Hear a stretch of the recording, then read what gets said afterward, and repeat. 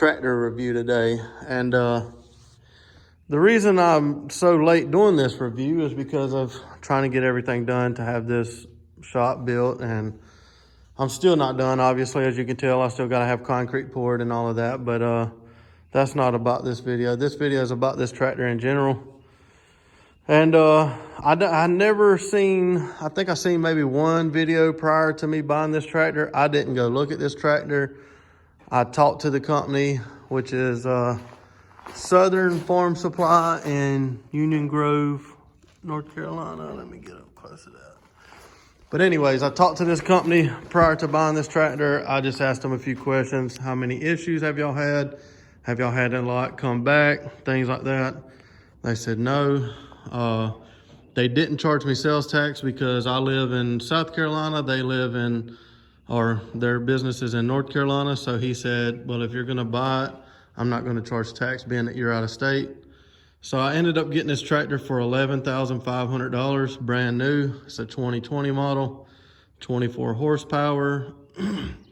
The box scrape I bought separate, and the pallet forks, which are not in this video, but I bought separate. I bought the pallet forks from the same company. Most people wanted $600 to $800 for pallet forks. He sold them to me for $400, being that I bought this tractor from him. So they are 3.5 hours or so away from me. So I got $11,500 for the tractor. The pallet forks were $400, and the delivery was $400. So it wasn't bad at all. I didn't go look at it. Like I said, I just bought it, you know, I guess under faith that it was going to be a decent tractor, because like I said, I couldn't find many reviews, and everything I found was pretty much overseas, and I couldn't understand the language. And though they seem to run great, and a lot of people farmed with them overseas, so I said, let's go for it. It's a Mitsubishi 3-cylinder diesel, 24 horse, like I said. And Yanmar actually bought Solis, I believe. They tried to explain it to me. If I'm not mistaken, Yanmar wanted a geared tractor. This is a geared tractor, 3 forward, and then reverse. And then you got high and low. So technically you got 6 forward and 2 reverse. It is 4-wheel drive. It does have a disengagement for the 4-wheel drive. But anyways, Yanmar, from what I understand, bought this tractor so that they can have a geared line versus a hydrostat, and they didn't want to have to build a geared tractor themselves, so they bought out Solis. That's my understanding, and I could be wrong, so don't quote me on that, but that's the way it was kind of explained to me. Rear tires are 33-inch, and the front are, let me see. Sorry guys, I guess I should have figured all this out before I made the video. I want to say the front's 18 or somewhere around that. And I don't even see it. There we go. Okay, so the front's 23, sorry. So the front tires are 23-inch, the rear tires are 33-inch. This thing is absolutely magnificent. I love this tractor. It comes with this bar on the front for, I guess, hooking straps or whatnot too, so that you can pull, which I really like. The front end loader is removable by removing these pins here. Sorry, I guess I should let you see that. By removing them pins there, and then it lifts up out of here. You disconnect your hydraulic lines. E-brake on the fender, like that. Metal fenders, metal. Of course, you got your little roll bar here. It did come with a drawbar, and it's got tons of lights. Brake lights, blinkers, work light. It all come with it. Let's see, turn it on.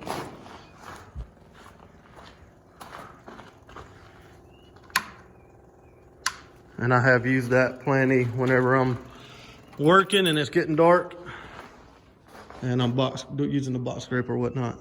I have used that a good bit. It comes with a tag light, believe it or not. I guess that would be considered a tag light. Maybe it's just a light up for your connections down here for your 3-point and stuff.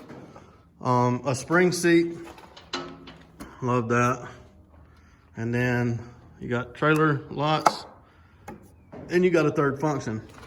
Now I wanted to explain that third function because I really love that they did this, because my idea is eventually to get a grapple for the front, run my hydraulic lines from here through this fender or underneath the tractor somehow, back to the front up here, and then hook to my grapple.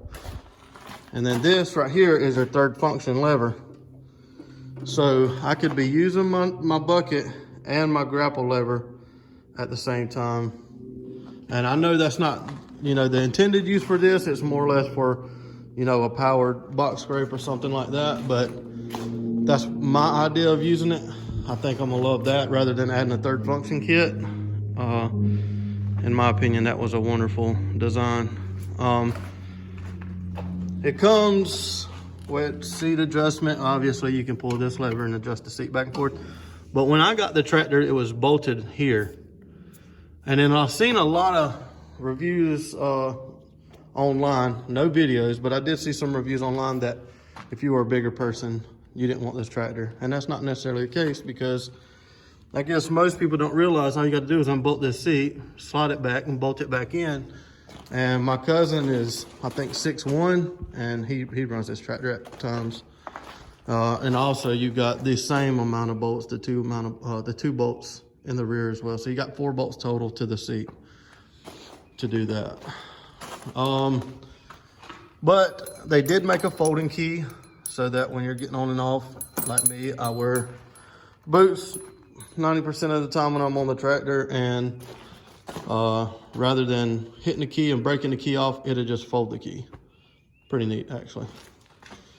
That is your engagement for your transfer case, high and low, or your transmission, high and low. The diff lock, sorry guys, trying to figure this out. Your gear selector, and like I said, you got first, reverse, straight back, second, and third. This is for your hydraulic fluid. This is for your PTO engagement. 4-wheel drive, you just turn it, slide it down, spin it, lock it in place. That's your 4-wheel drive. This is your box scrape, or your whatever implement you got on the 3-point, I should say. I'm typically running a box scrape, but you got the foot peg board here. Guys, I can't say enough about this tractor. Solis is the brand if you're looking for it, or if you decide to check it out. You got the front mount radiator versus the rear mount. And I do like a rear mount, don't get me wrong. I had a Massey before this. I like the idea, but I will say when it was getting cold, it would freeze you because the fan was drawing that air in, and it was just, it would freeze my legs at times. Not necessarily a bad thing. It was a pretty decent design, but I do like the front mount probably a little bit better personally. Like I said, it is a Mitsubishi. Let me clean that off right there. And runs great. Never had a single bit of problem out of it. Trying to think if there's anything else I would like to add. The only issue I've had with this tractor, and it's not really a big issue. Let me see how many hours is on it here. I don't want to lie. Actually, I just hit 80 hours.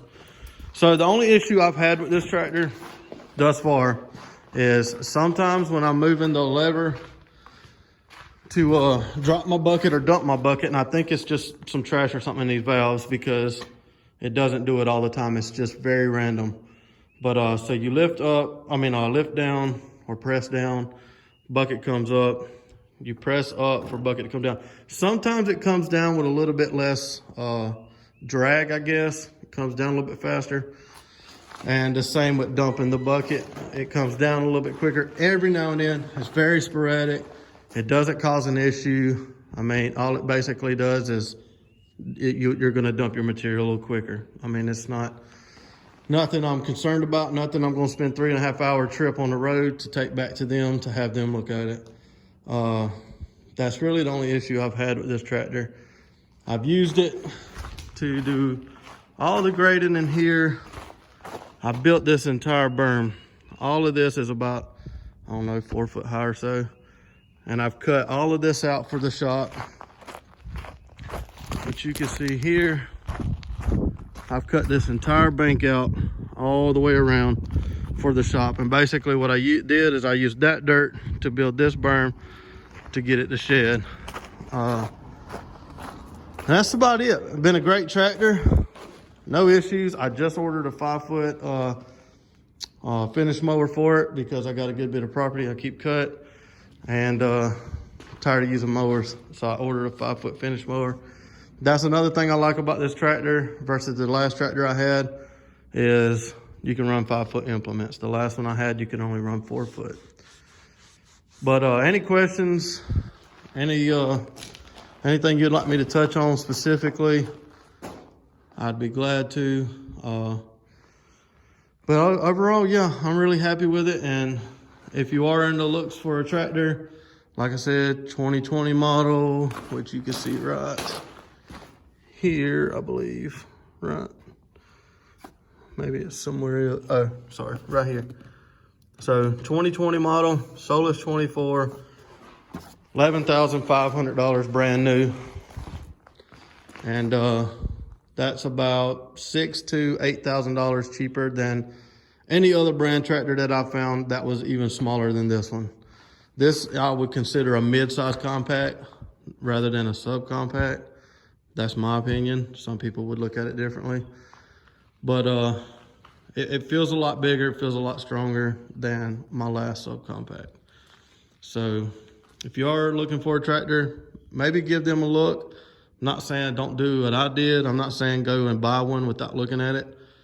But, you know, maybe go check one out, sit on it, feel it, you know, get a feel for it and run it a little bit and see what you think. But so far, I think it's been a great tractor. All right, guys, that's all on this one. Thank y'all.